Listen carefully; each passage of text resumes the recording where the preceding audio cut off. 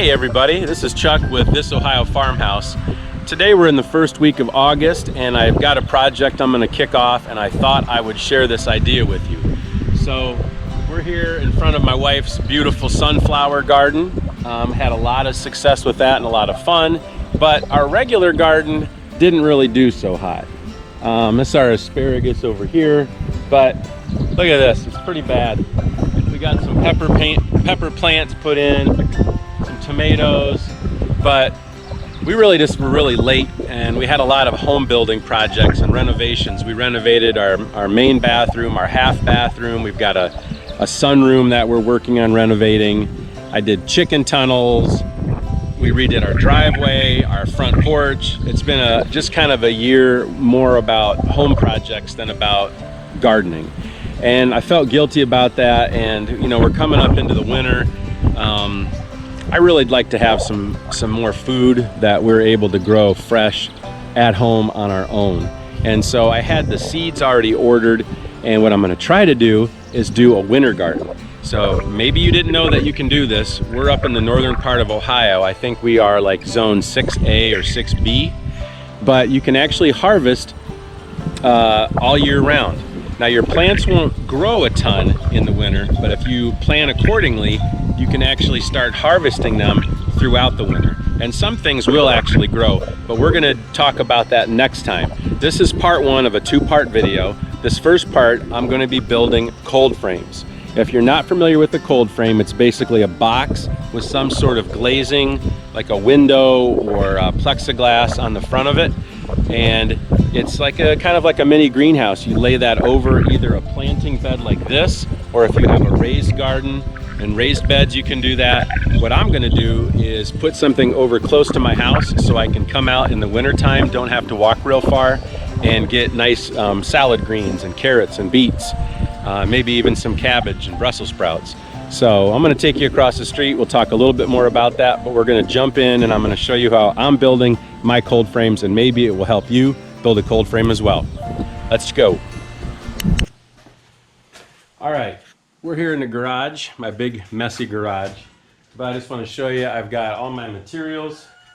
Got basically we're going to be building this out of 2x4s and one 2x6, and then some 1-inch thick boards for the back. And then this here is my splurge. This is going to be for the lid, and this has got a protective film on it, so you can't really see it good right now. But this was like 50 bucks for this piece. It's a 4-foot by 8-foot sheet of twin wall insulated polycarbonate, like a greenhouse panel. So if I take you in here close, you can kind of see it's got 2 layers of polycarbonate and then these little walls in between, so that'll trap air all in there. And so that's really going to be about super insulated, right? Most of your heat's going to come out of the top of your cold frame, so that'll let the sunlight in and keep the warmth inside. And so all my materials are here, and then I'm set up out here and kind of a work table set up. And so I'm not going to stop a lot. I just want to let you see me put it together, and then I'll explain it when I'm done. I just kind of took different ideas online and kind of decided to do my own thing.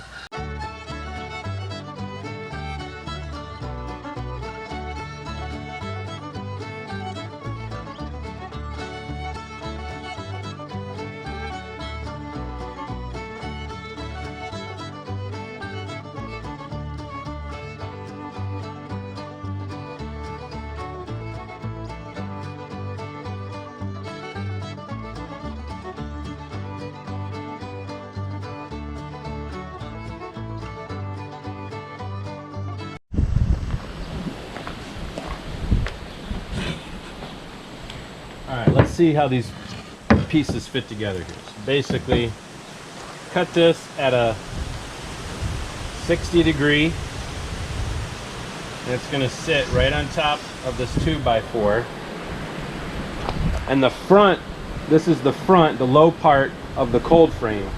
And so right here, I've got a 2x6, which is actually 1.5 inches by 5.5 inches.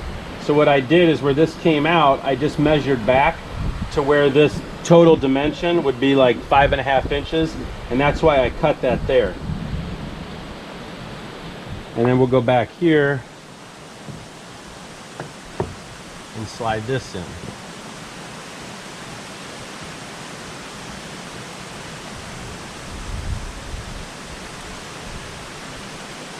And then I'm going to take this and we're going to attach all this. I'm going to use a Craig pocket hole jig and put all these together. So I'm going to make 2 of these.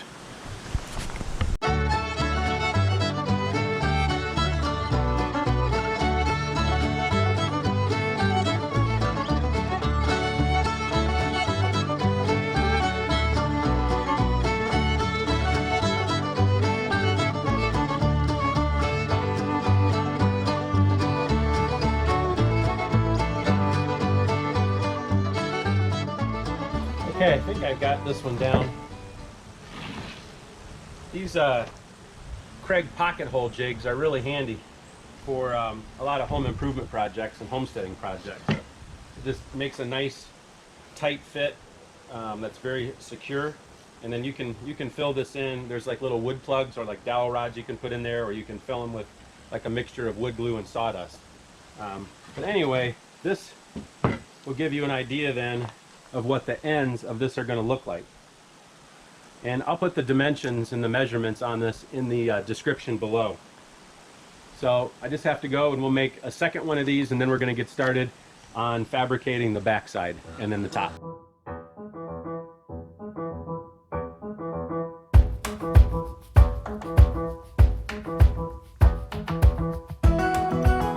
Okay, next I'm going to attach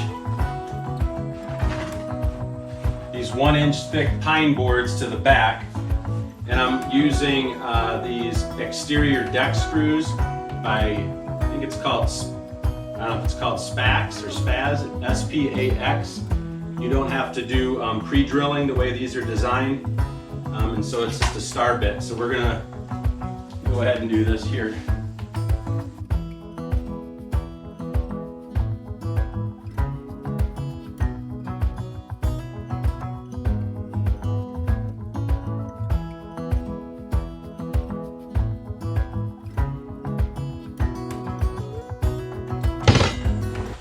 Okay, at this point I'm ready to build the frames that are gonna make basically the lid for the top.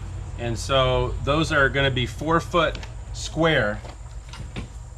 And so you're basically gonna have 2 dimensions. My top piece where the hinges are gonna be is 4 foot. And then you've got these downward pieces that are 41 inches, so that when your outside dimensions have to be 48 by 48. So I'm going to go ahead and get these put together with the help of a square to make sure that we keep everything square.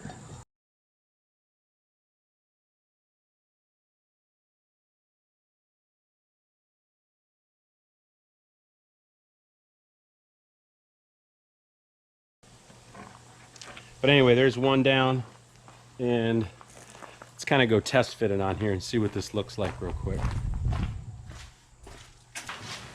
This will just give you an idea here, and we'll test it. So they'll be hinged back here.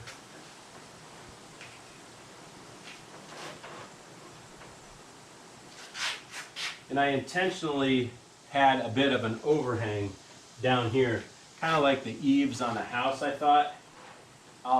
It's just like an inch. But what I'm going to do is that'll let, when the water sheds off this, it'll keep it away from the front of this, is what I'm kind of figuring, and just keep the water away. Maybe that'll help this last a little bit longer. And then it will also give me a bit of a lip when I want to grab this and lift it up.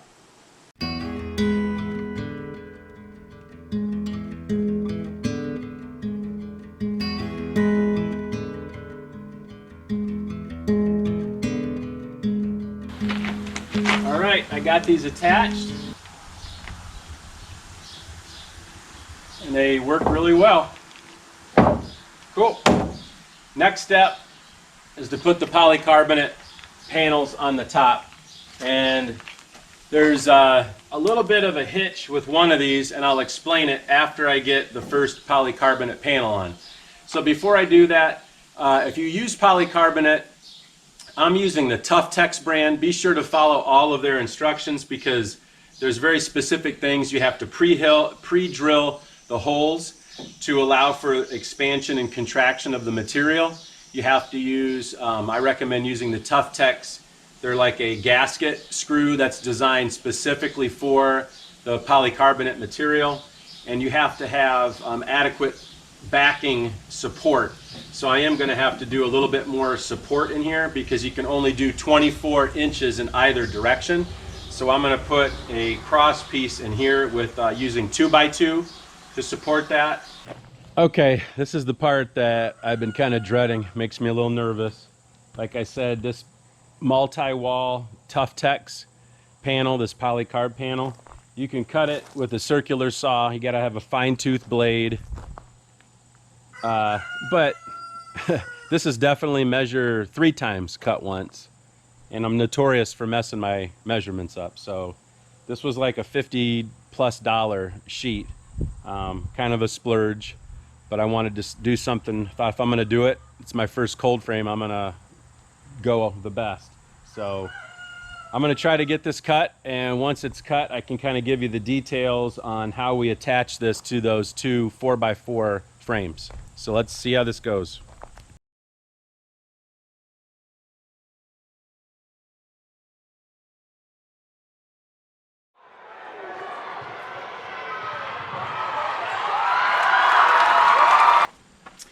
Okay, I've got the frames all done over here, and so the next thing we're going to do is put the actual polycarbonate panels for the lid.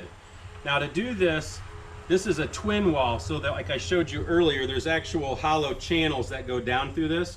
So you have to be sure to orient this so when it drains, if there's anything that gets caught, like condensation or whatever, or dust inside these little channels, it's going to empty. So at the top, there's 2 different kinds of tape.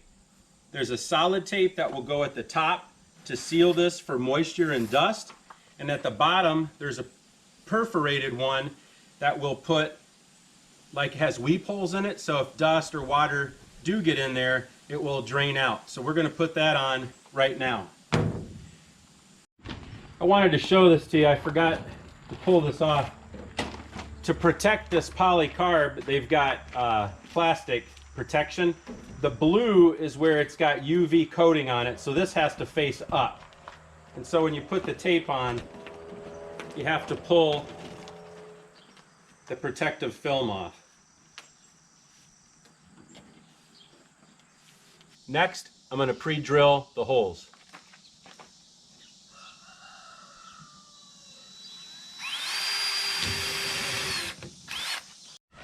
Next, we put in the special gasketed fasteners.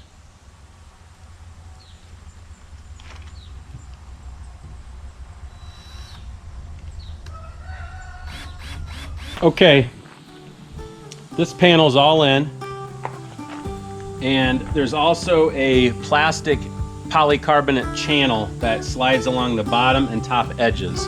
It's like a U-shaped channel, and that just further seals this. But you can see here how nice that is. Now, I have to admit, because the video would show it, I did make a mistake. I got so excited to put this polycarbonate panel on, I forgot an important step. I forgot to stain this, and that's okay. So I'm going to take a pause here. I'm just going to back these screws out with the washers on them, with the gaskets. And I'm going to get back down to my basic frame, and I'm going to stain all this. And what I'm using is a Valspar exterior semi-transparent stain with a sealer. So this is going to waterproof it, and it's going to have UV protection.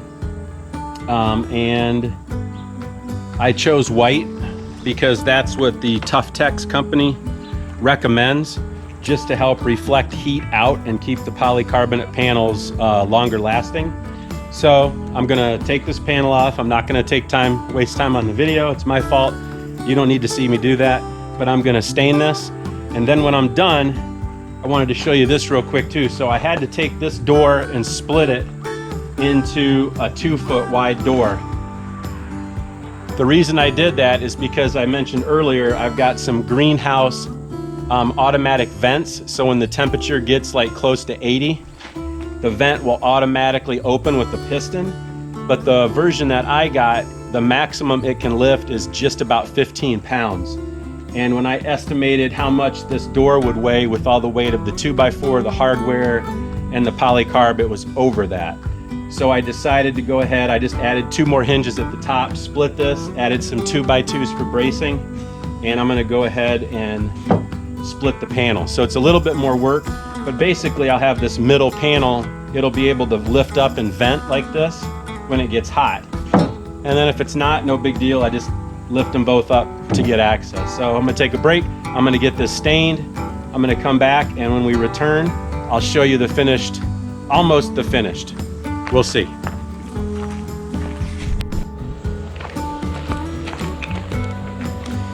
Okay, so I've got the polycarbonate cover across all of this. I just wanted to stop here to tell you, so I'm using a small socket driver with these gasketed screws, and you definitely want to adjust your clutch so that you don't cause any deflection in this material. You want to just maintain its surface level. So you just got to be cautious about that.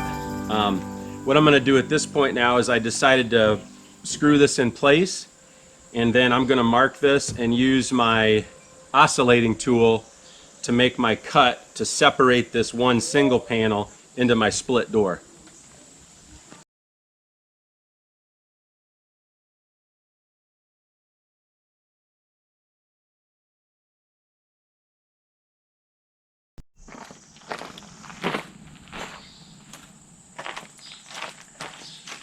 Okay, well, check this out. I think we got her done. So this gives me a nice, almost, not quite 4 foot, but almost a 4 foot deep by an 8 foot wide area.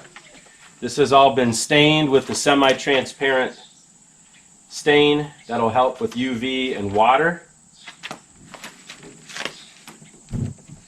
Got our cover here. And then on this side here, this is split between 2 different doors. And I did that for weight reduction because I'm not going to do it in this video. I won't bore you with it. It's going to take a while for me to figure this out with these instructions here. But this is a univent automatic cold vent or window greenhouse opener. So there's a cylinder. So basically I'm going to mount this in here, and this will sit in here. So when this temperature gets like around 75, 80 degrees, this will automatically open this up and vent this out. Now I will also say that on the inside of this, you might notice I didn't stain this back side, this back wall. And the reason for that is 2. One is I'm almost out of stain, but the real reason is I'm going to put a reflective insulation back here on this back wall. It's kind of like a foil bubble wrap, and I'm going to put that so that it will, when the light comes in, it's going to reflect that light all around in the plants, I think, for better lighting and also just for insulation. And the other thing is on the sides here, let me disconnect the camera. On the sides here, I've got these open right now. And maybe if I have time, I'll put this in the video, but what I decided to do, rather than do wood on the ends, is I'm going to take some scraps from my brother-in-law over at Jenna's husband down the road, and he's got some steel siding that was from like pole barns, some scraps, and I'm going to cut that into the same dimension, and I'm going to basically make a big triangle skin for both sides and screw that in. Reason I'm doing that is two reasons. One is to try to lighten this up. I didn't want to put more 2x2s here. The other reason is that it's a lot cheaper because it's free. Lumber pricing is pretty expensive right now. And I guess there's a third reason, is just lower maintenance. This faces south, and so these ends are going to get my east and west winds, and we get a lot of western winds that come in here. So I think that'll stop the air infiltration, cold air kind of pulling through this, and lower maintenance. I won't have to paint that. And my plan is I'm going to probably put bales of straw down on the sides of the east and west. So I would say, all in all, with hardware and all the materials, if you don't count that closure bracket, because you don't have to have that, I would say I've probably got about $175 into this build. I know that's excessive, it's a lot, but I wanted to do a really good project that's going to last a while. My big splurge was this twin wall polycarbonate. I've got some old windows. People have used storm door windows, shower doors. I really wanted to go with this look because this has got, I think, like 82 or 85% light that will come through it. But with that double wall, it's really insulated. And this stuff is way stronger than glass, so I'm not worried about shards of glass or this ever being broke. So yeah, really happy with it.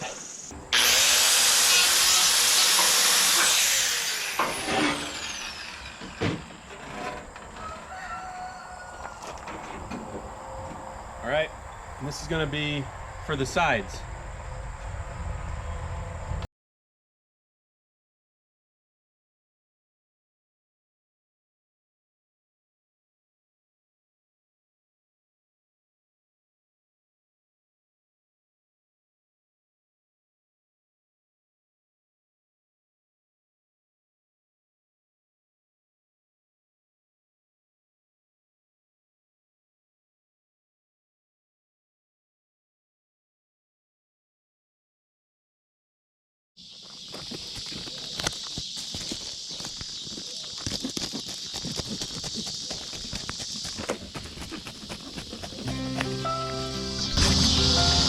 Okay, that'll pretty much wrap up the build. So let's kind of do a quick walkthrough from the inside out. So again, this is a little over 3 feet deep, 8 feet long.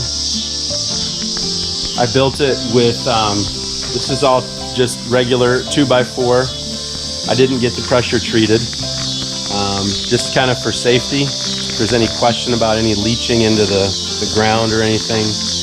Cheaper, but I also was going to stain it anyway for that white look. It's better for this polycarbonate, so I did a semi-transparent stain. On the inside here, I had this leftover like a foil bubble wrap insulation. This is not in here for R value is as much as it's in here to reflect the light coming in from the front, and I figure it'll hit this and maybe bounce back and just kind of hit the plants from different angles, and it might be healthier. But it will probably add, you know, a little bit of insulating value or keep wind out. But this will probably be up against the house at some point, if not this year, next year. I did all of the joinery with a Craig jig for pocket screws. And so we've got this panel here. This is a 4 foot by 4 foot panel. And then here I did 2 separate panels.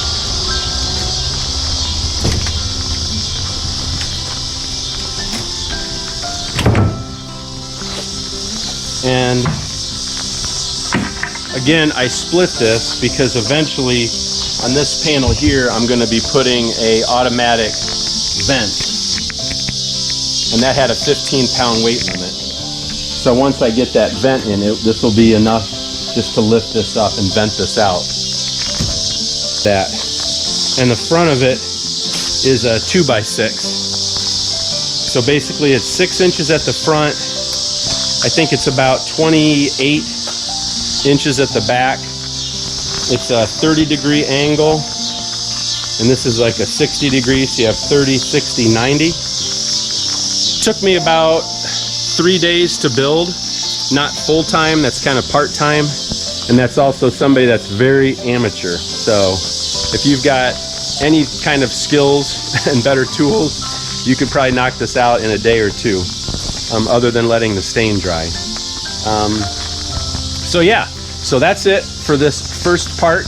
Part 2, we're going to go outside. I'm going to put it in place, get the ground prepped, and then I'm going to talk with you about my plans and what your plans could be to actually use this for a winter harvest. So I'll talk about what I'm going to be growing, what varieties, how I'm going to plant those, how to harvest them, and how to care for them in the cold frame. So thank you so much for watching.